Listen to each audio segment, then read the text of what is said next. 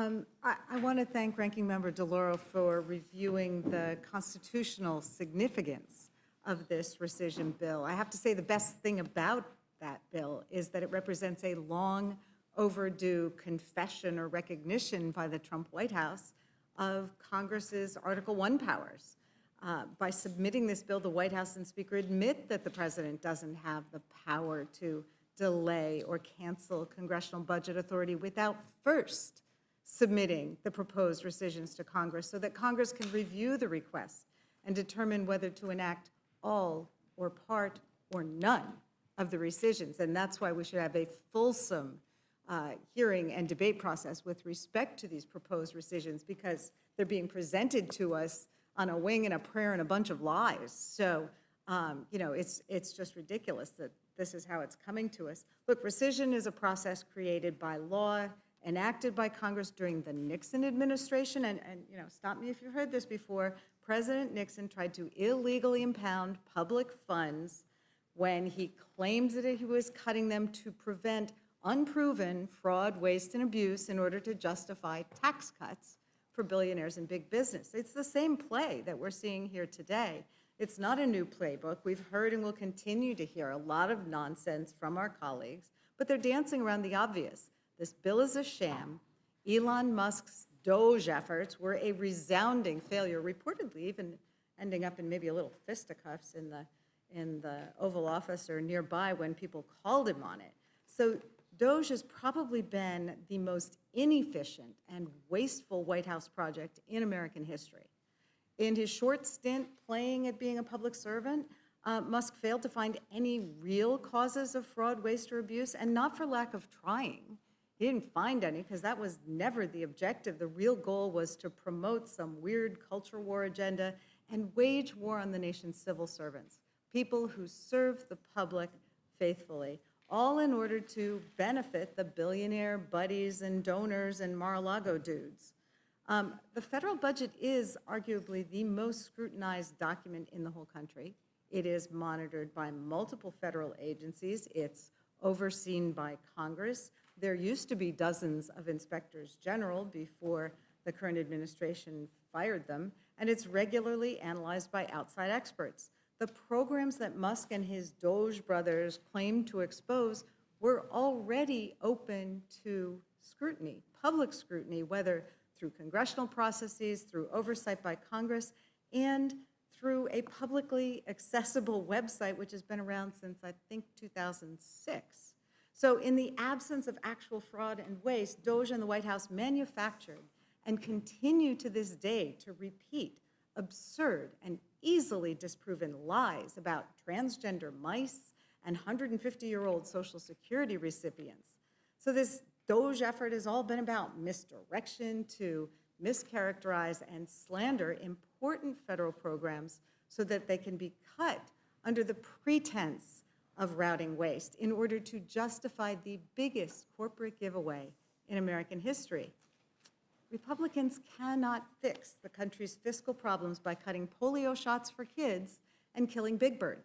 It just doesn't work. We can't close the deficit by targeting only non-defense discretionary spending and continuing to transfer our nation's wealth from our poorest citizens to the wealthiest billionaires by cutting essential services for Americans and supercharging fiscally ruinous tax cuts.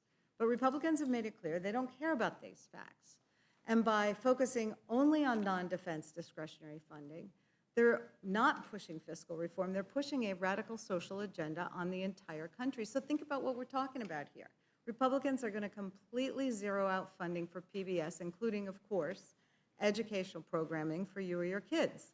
Republicans have been trying to kill Big Bird and Cookie Monster for over 30 years, and now Trump would like to actually do it. In this bill, Republicans are completely gutting the funds for many of our most successful and effective foreign policy programs, programs that promote America's leadership and reputation abroad, programs that counter the influence of China and Russia. Mr. McGovern and Ms. DeLauro have already talked about the harm that will occur from the proposal to zero out PEPFAR, which for a very small sum of money has saved 26 million people across the world from dying of AIDS and has allowed nearly 8 million babies to be born HIV-free. But I'm also thinking about programs like polio vaccination, which, with bipartisan support from groups like Rotary, had nearly eradicated that dread disease, but with the suspension of US programs, is now making a comeback. I'm thinking about our support for anti-corruption efforts in Central America, where for a couple $100, we've been able to change conditions that lead to migration to the US at a fraction of the cost of the border walls and military theatrics that this administration is using instead. At a time when China is spending vast sums of money and resources to buy influence around the world, why on earth should we cut programs that foster relationships with our allies and would-be allies? This rescissions package is a huge handout to our adversaries, and I guarantee you that Moscow and Beijing are celebrating. I also want to point out another program that may be needlessly cut by this Republican bill, the International Fund for Ireland. This funding represents the US's commitment to one of this country's biggest foreign policy victories in the last 50 years, the Good Friday Accord, which established a peace process to end a cycle of violence and brought peace to the island of Ireland. In the Good Friday Accord, the U.S. committed to be a guarantor of that peace process, and our support for the International Fund for Ireland is an integral and critical part of that commitment. No matter what we hear today from our Republican colleagues, cutting $9.4 billion is not going to do a damn thing to fix the deficit. But these cuts are going to have widespread consequences, both at home and abroad. Truth is, if the Republicans wanted, they could work with Democrats in good faith to find a path forward for meaningful fiscal consolidation to address the deficit and the national debt. But that does not appear to be the goal of this process. You know, during this whole process, I found it odd that not once did our Republican colleagues seek to rout actual Medicare fraud, which could, in theory, generate major savings for the country. And it's important to think through why that is. You don't solve Medicare fraud by cutting people's health care.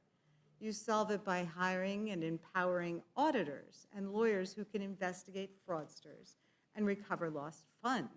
It's estimated that every dollar spent on exposing Medicare fraud enforcement brings back $16, but this fraud is not committed by individuals. It's committed by companies, insurers, providers, medical device companies, and God forbid Republicans bite the hands that feed them. So instead of sensible policies to tackle fraud and bring money to the Treasury, we get this, a damaging rescissions practice that will jeopardize lives and harm our international alliances, an administration that is illegally withholding $500 billion of congressionally appropriated funds, and a Republican Congress that's pushing legislation that will increase the deficit by $2.4 trillion and take away health care from 16 million Americans. No sane, honest person can argue that this is fiscally responsible.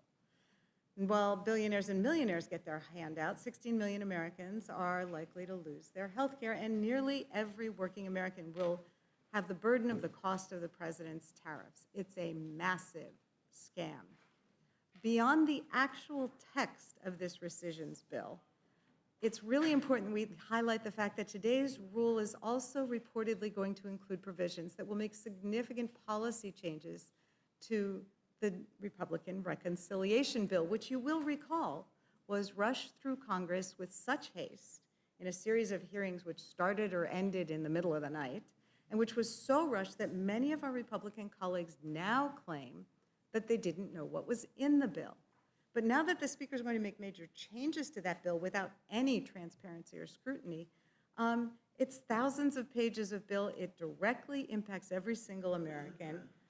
But now we're hiding the contents of the bill by tucking legislative tricks into a rule about another piece of legislation.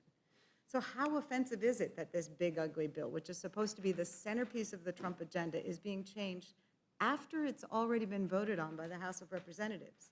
How bad are these amendments that leadership has to resort to these kind of tricks?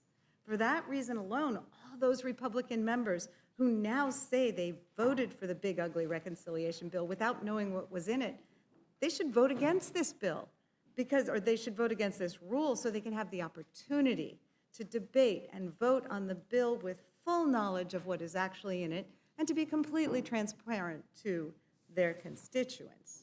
So, Ranking Member DeLauro, I did have a couple questions for you. The rescission package proposes to rescind over half the budget for international development and economic assistance. This funding promotes democracy in authoritarian countries, helps people fleeing conflict, and saves millions of children from starvation. If we cut these funds, aren't we turning our backs on the people and countries we've pledged to support?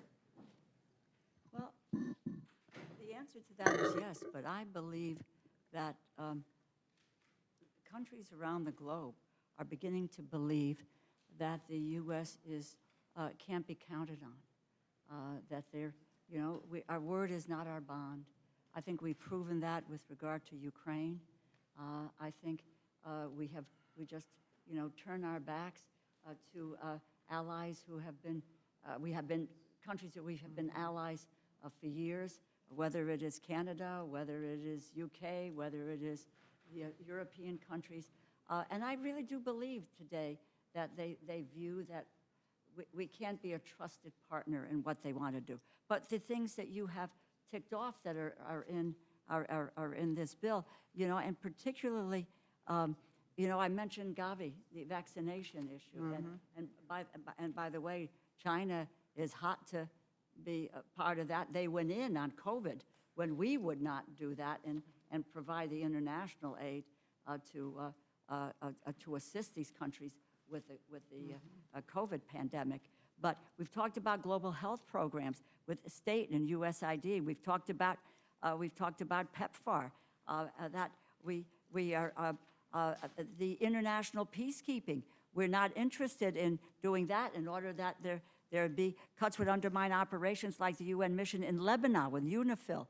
Progress is already underway, further destabilizing that region, and we know we can't destabilize that region. Migration and refugee assistance. This is about people escaping violence and hunger. That is what we do. And this is, refugee populations are rising in Sudan, in Burma, Ukraine, Afghanistan, Venezuela. And where are we in this? If we are not there, then our own national security is at real risk.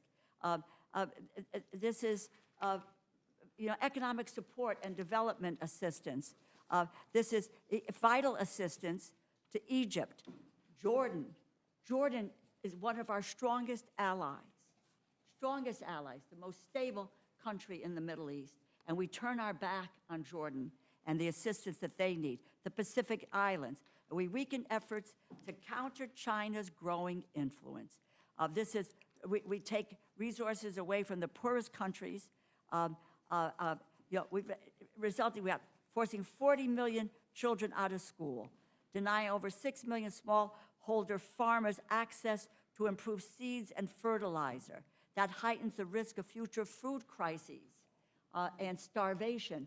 And if anybody remembers, the French Revolution was fought over the price of bread. And if you don't have food to feed your kids and so forth, you revolt, or you go to the people who will provide you with that food for you and your family. And if it's not the United States, who will it be? Halting clean water access for 3.6 million people and the spread of disease and preventable deaths. It goes on. It goes on. And, to make light of the fact that, of what our position is in the world order, to which we are backing away every single day.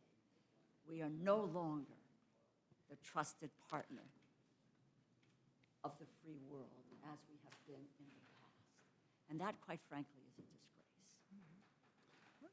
I think your point is extremely well taken. I mean, these are programs that Congress authorized, Congress set up, Congress funded from a combination of motives. I mean, I hear from our faith-based communities all the time about how important it is that we are feeding people, that we're preventing disease, that we are assisting refugees, hearing from Catholic Relief Services, from the Lutheran Services, from Hyacinth Council, from all these different groups, bipartisan groups, which have supported these programs since their inception. But there's also, as you suggest, there are national security implications as well. It's one of these classic situations where you do well by doing good. You observe the humanitarian reasons for keeping these programs afloat, but you also protect our national security, you protect our health. You have assistance to Europe, Eurasia, and Central Asia. It's a $460 million cut.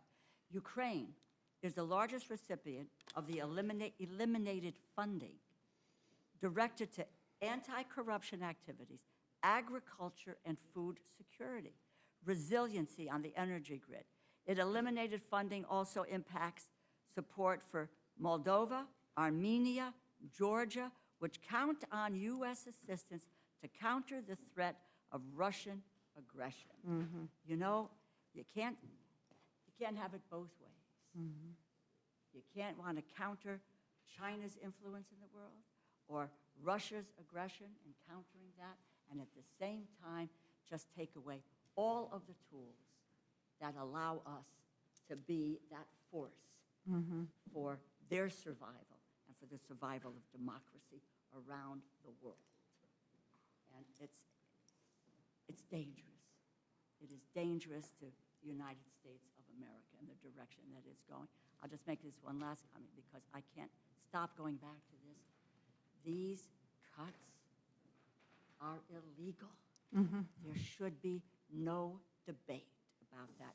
When you look at me like that, read the documentation. Let's go back, no you haven't, 150 pages going back to 1789, where Antonin Scalia didn't know what he was talking about. Rehnquist doesn't know what he's talking about. Roberts didn't know what he was talking about. Kavanaugh doesn't know what he was talking about. Alexander Hamilton, the founders of this nation, didn't know what he was talking about, where there is the power of the purse, which is enshrined in the Constitution, and it is enshrined in the United States Congress and not in the presidency. And these examples will show you that the only way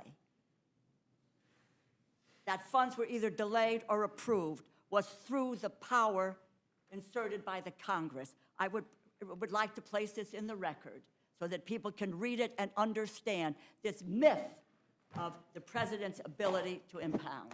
Without objection. Ms. Scanlon? Thank you, and thank you for your testimony, Ranking Member.